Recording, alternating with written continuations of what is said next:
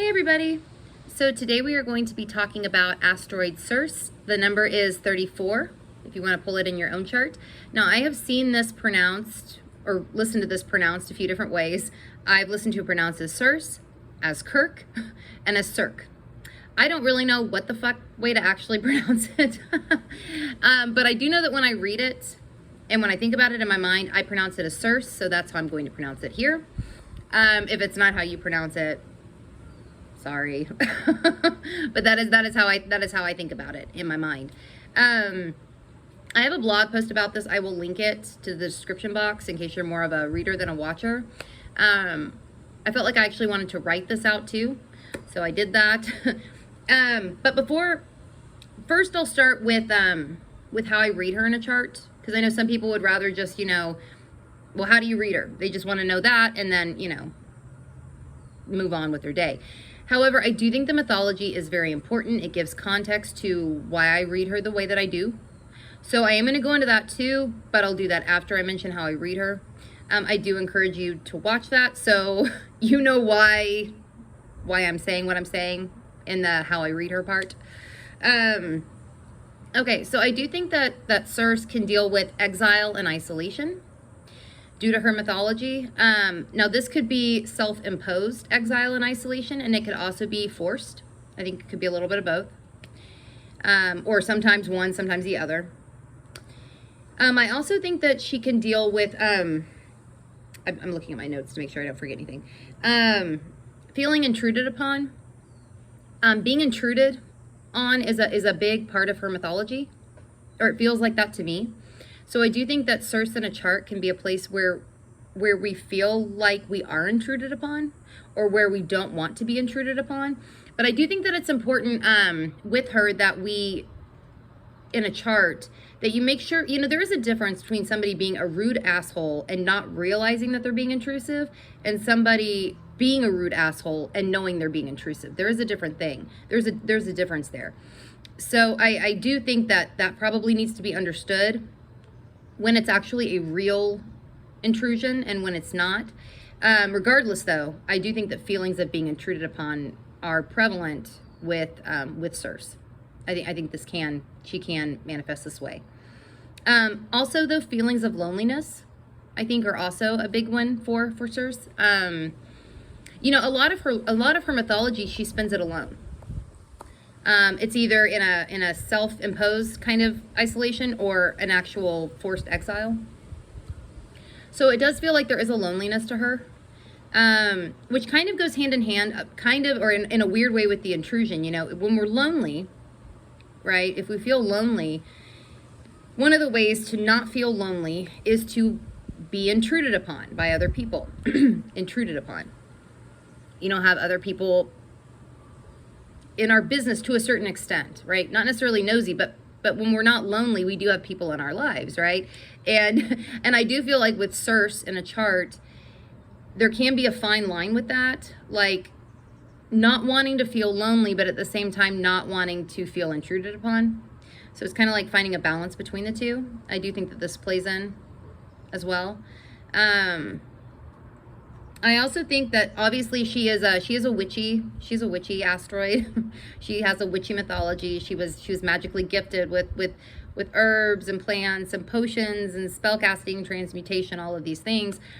So I do think that in a chart she can kind of show where by house, how by sign, in aspects made, one could be gifted in these ways, could have a natural gifting for these kinds of things. Also to me, she is very feral and animalistic. The feralness, there is like her responses to things feel like feral responses. Like if you think about a feral animal, you go to approach a feral animal, right? Like a feral cat. And they tend to be defensive. They tend to automatically go on the defense as a response. This is just something that happens with feral animals. And to me, this is kind of how Circe was. There, even though she wasn't like a feral child, essentially a feral person, she did have a family and whatever. Her responses to things do feel very feral and animalistic, and yeah. And even her affinity for animals and for turning people into animals, turning men into swine and other things, kind of also ties into this too. Falling in love too quickly. This also seems like a big one for her. I think that somebody with like a strong Circe in their charts probably needs to watch for this, for falling in love too quickly. At the same time, though, I've also seen it happen where somebody with a strong Circe can also be fallen in love with very quickly, fallen in love, you know, very fast. Now, I do think that it's more important that the Circe person watch for this themselves, not doing this. But I have seen it go the other way too. That does happen and should probably be watched for as well. Feeling tricked or doing the tricking. People, you know, she's kind of devolved because of patriarchal bullshit. Well, I won't even go into all that, but that's a whole other tangent. But you know, because of that, it does seem like she's kind of devolved into like the seductress, the temptress, a man hater, a master of trickery. I get why they say the tricking thing with her mythology, kind of, but at the same time, she was also tricked too. So I think it's a place in the chart where you need to watch for doing the tricking, whether that's tricking somebody else or even tricking yourself. I actually think Circe could really con the shit out of herself if she wanted to. Or that person could con the shit out of themselves. But also being tricked as well. And I also think this is a place in the chart where one needs to like meet their match. This could be meet their match within themselves or meet their match with somebody else, like in synastry or whatever, in relationships. Really meet their match. I think somebody with like a strong Circe really needs to meet their match, their true match, and not be tricked about thinking this person is their match, but actually their match. Because it does seem like in her mythology she was kind of tricked into thinking that she had met her match. That's kind of how it feels to me anyway, and she really didn't as far as I'm concerned. Anyway, onto her mythology. Just real quick though, I am not a mythology expert. I have taken this mythology from a bunch of different sources over time, compiled it all together in my notes. The mythology that you may have read may be slightly different, might be really different, I don't know, but this is what I'm going off of. Yeah. Okay, so she was, Circe was born to Helios, the sun god, and the ocean nymph Perse. Now, some mythologies will attribute Circe being the daughter of Hecate. I don't know. I mean, we'll never really know, right? But I actually think it's the magical thing is why she gets attributed to being Hecate's daughter. But Perse herself, her mother, or who I think was her actual mother, was very magical too. So I think that's kind of why she gets lumped in as being Hecate's daughter. But yeah, so those were her parents. She had three siblings, a sister and two brothers. Her sister was very pretty and was able to be partnered off quickly. Her brothers were men, so they had all of the like perks that men got, right? And there was Circe, who from some of the mythologies that I've read, they don't necessarily go into this part, but it rings true to me and it makes sense. So because she wasn't particularly pretty and wasn't partnered off quickly, and because she wasn't a man or wasn't going to be a man when she grew up, she kind of occupied a lonely place within the family dynamic. She kept to herself a lot, and when she kept to herself, she grew into her magical abilities. This is what she spent her time doing. Honing them, making them better, stronger, practicing with her potions, her spellcraft, her transmutation, her plants or herbs, all of these kinds. She focused on this. This is what she focused her time on. And to me, that makes sense. A lot of mythologies don't talk about that, but that makes sense to me because in order to really get good at something, a lot of the time you have to really focus on it. And I do think that Circe here kind of indicates that too, because it does seem like she had a focus for really being able to do this. And it does seem like the self-imposed isolation is kind of how she did that. So that ties the isolation thing into play. So she gets really, really good at her magical abilities as time goes on, like really, really good. And I guess people start coming to her for help, for magical help and things like that. And this fish man named, that's what I've seen him called as, named Glaucus, was in love with somebody named Scylla and came to Circe to get some like magical help for Scylla to fall in love with him. Well, Circe fell in love with Glaucus. She didn't even know this guy. She didn't fucking know this guy. From what I can ascertain, she didn't know him. But she fell in love with him. And it pissed her off that he didn't feel the same way back. So she ended up putting a potion in the waters where Scylla bathed. And this turned Scylla into like a sea beast. So this part kind of ties in with like the feralness or the animalistic feeling a little bit, because that is kind of like a little bit of a feral response, like not quite knowing how to respond to being rejected or what have you, or being scorned. Scorned is another one that can tie in with Circe, feelings of being scorned. I think though, and while I do think that is kind of perhaps a way that Circe might feel, I think it's really important to kind of decipher when you're actually scorned and when you're not. Like this was some guy she didn't even fucking know. She just fell in love with him and he wasn't interested back. I mean, to me, while I really do like Circe, don't get me wrong, this does seem like a kind of excessive response. You know, I would just, thinking about it, I'm thinking, okay, if somebody doesn't want you, fuck them. Fuck them. Move on, you know. I don't know. But so I think actually deciding when you're really, really scorned, and I think if you really are scorned, like I can think of some instances where somebody really is scorned. Somebody really is fucked over or something, you know. Give them your wrath.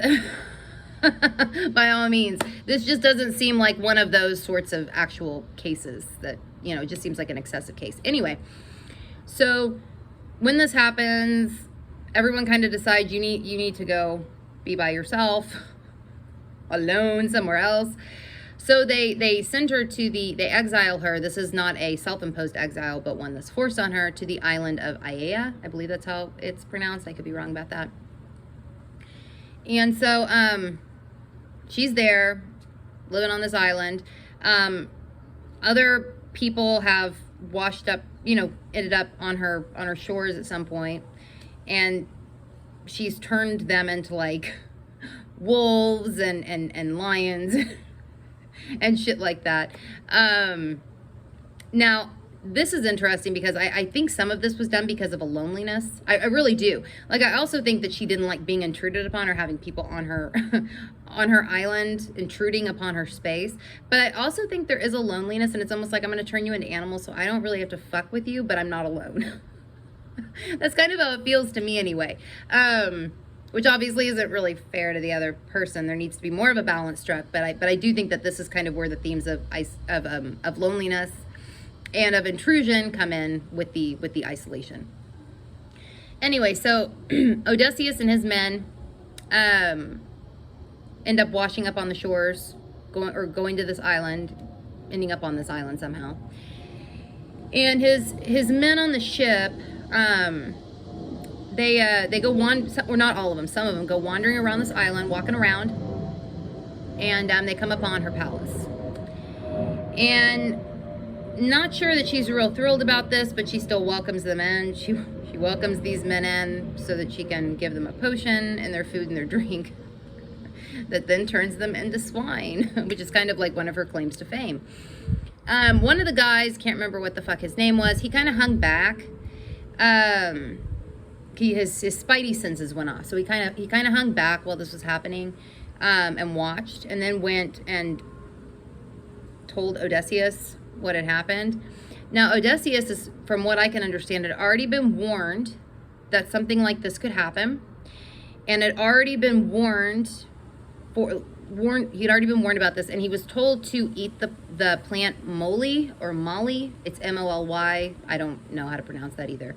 But it's some plant that when eaten would keep any sort of magical attacks away, or unable to hurt him, unable to affect him. So he was already warned about this. Keep this in mind. He was already warned about this. Okay? So he already knew about this. So he eats this plant and goes to see Circe and his pigment. And so she invites him in too, and gives him the same food and drink that had been laced with something else, one of her potions. And when she goes to, like, I guess, say an incantation or wave a magic wand or whatever the hell it was that she does to turn him into swine as well, nothing happened. Nothing happened to Odysseus, and she was like, whoa, essentially. And she seemed to like this, because she ended up saying that she pledged her love to him, her devotion to him, and she even agreed to turn his swine men back into men. Now, this is kind of where the tricking comes in and where meeting your match comes in, because I do feel like she felt like Odysseus was kind of her match, like she had met her match with him, because he knew, because he was able to get rid of her magical abilities. They weren't able to affect him. But let's keep in mind that if he hadn't been forewarned about this, he would have turned into a fucking pig just like the other guys. She did not meet her match. She did not. Not in reality anyway. And she was also kind of tricked. Like, she may do some trickery with her transmutation, turning people into animals. But she was also tricked too, because she thought, in my opinion, she thought that she had met her match, and she didn't. He didn't end up staying around. He stayed around. They did end up having some children together.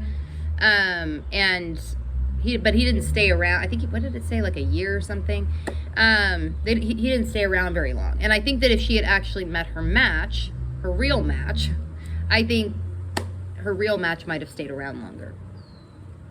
Anyway, there is more to her mythology. I'm going to stop it there because those points that I mentioned, they illustrate how I read her. But yeah, this is kind of why I read her, because of the mythology and how I read her, what I said before. Now, when I mention a strong Circe, I mean, you can pull, everybody will have Circe somewhere in their chart. Everybody will. But when I say a strong Circe, I'm thinking like a planet conjunct Circe, Circe on an angle, those kinds of things. Circe conjunct one of the nodes. To me, those feel like a strong Circe. Now, I generally use an orb of 2 degrees, applying and separating for conjunctions. I do think that for Circe and for other asteroids, I do think you can extend it out a little bit when you're talking about like the sun, the moon, the chart ruler, etc. You know, the really major things in the chart. I think you can extend it out further for those, like maybe to 4 degrees, but I wouldn't go any further than 4. I would stick with 4 or less. But obviously, the closer conjunct Circe is to a planet, the stronger, the closer to exact they are conjunct, the stronger the impact will be. That energy will infuse with that planet even more. But again, though, that's just, I tend to focus on conjunctions with asteroids. I do think they are the most dynamic with asteroids, but by all means, if you want to bring in oppositions and squares and all kinds of shit, you know, I do what you want, you know. This is just kind of, you're watching a video about how I read stuff, so this is how I do it. But yeah, I'm going to go ahead and head off. But if you want to check out the blog post, I have it linked below. If you're interested in having me read asteroids in your chart, Circe or other ones, let me know. I definitely do read asteroids. They are not in like regular natal chart readings, generally speaking, because there's a whole lot there anyway. But if you do want me to read for you and include asteroids, let me know, and I can totally make that happen. It's a lot of fun to do. And I will put where you can find me below. I will see you all later.